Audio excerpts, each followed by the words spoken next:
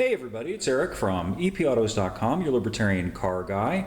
Thought it would be good to do something purely car related this time. I know we have been preoccupied with politics and with all of the hideous things that are going on out in the world, so I decided to take refuge in the garage for a little while and do some car stuff.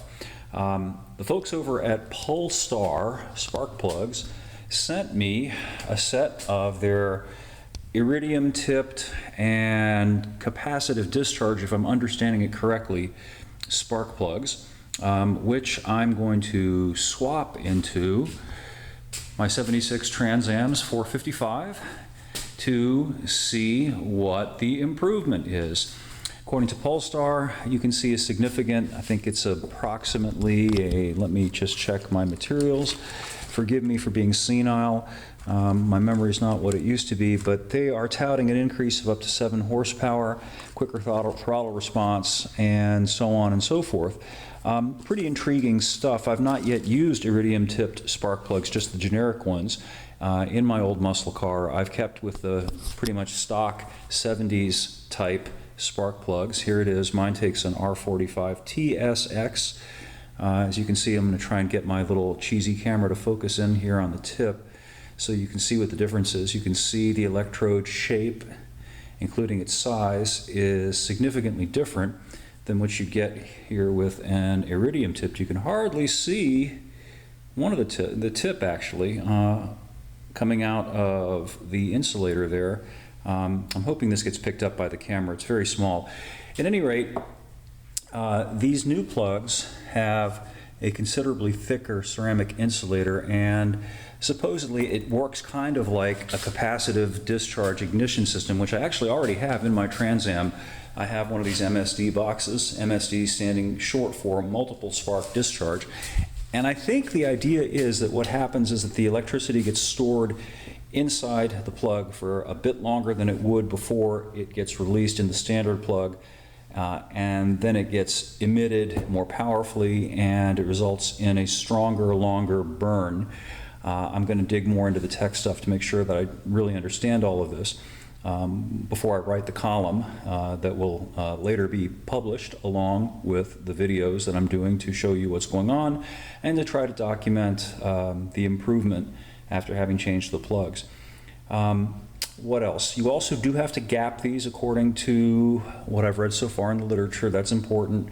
Even with plugs that supposedly are gapped correctly from the factory, I think it's really important that you always check and confirm that the gap is correct, because even if your engine's in good tune and you're using brand new spark plugs, if they're not gapped correctly, it's not going to be optimum. And I can tell you from personal experience, having done a lot of this over the years, that it's very common to find out of a set of, say, 8 spark plugs that are supposedly specific to a given application and supposedly gapped correctly for the application, that several of them are off, and not just by a little bit. So it really does pay to check, and if you are new to this gig and haven't done this sort of a thing before, what you're going to want to get is a little tool like the one that I've got right here. I've had this literally since I was at high school. I've got many sets of gap tools, but anyway, it works kind of like a Swiss Army knife in that you've got all these different gauge wires coming out, and they're all marked, and you probably can't see, but mine, in this case for the Trans Am, is 0.60, and I'm trying to do this one-handed badly, but at any rate, you pull out the correct wire for your application and you fit it in between the electrodes there to ascertain that the gap is correct. And if it needs to be adjusted, most of these little suckers will come with one of these things right here, and basically what you do is you very gently, and gosh, sometimes I really wish I had an assistant.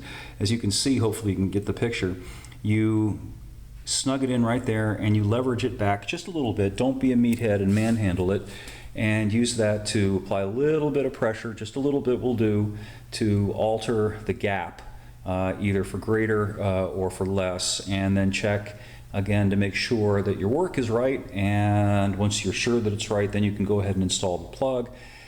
And remember to be very careful too when you're installing your plugs, particularly with modern engines, not like my ancient muscle car engine here, which is a cast iron V8, so you actually can get away with being a little bit more of a meathead because it is cast iron and it's kind of hard to to break the threads unless you cross thread them. But with modern cars, most modern cars have aluminum engines.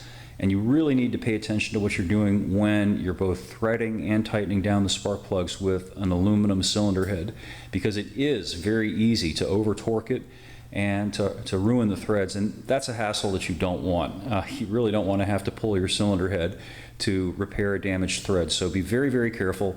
Tighten it, begin to thread it by hand, and I strongly recommend that once you're sure it's threaded correctly, after you tighten it by hand, use a torque wrench and tighten it to the specified torque by the manufacturer. Don't just muscle it in according to what you think feels right.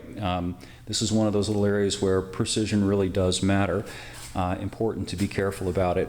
At any rate, I am going to go ahead and install these things in the Trans Am, and then I will check and see what the results are. I'm going to be giving you more or less a seat of the pants results, or seat of the pants report.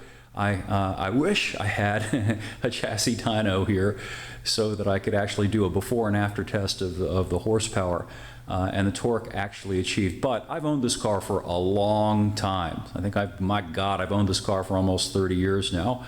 So I have a very good feel for how it performs, particularly cold start, throttle response, and all of those good things. So that's how I will be reporting to you what the gain is from having gone with these plugs. And I'm certain there's going to be an improvement, because iridium plugs, well, I should say I'm confident that there'll be improvement, because iridium plugs really are better than the old style plugs, particularly as far as longevity goes. That's why, one of the reasons why modern cars don't need new spark plugs more often than usually once every 10 years or 100,000 miles, whereas back in the day it was pretty common to have to replace the spark plugs 12,000, 30,000 miles or so, just because they got fouled more quickly. So I know I'm rambling. Anyway, I'll have more up at epautos.com, the web's best libertarian gearhead site. Thanks as always for viewing and supporting the site, and come on back for more soon, and we'll catch up with you then.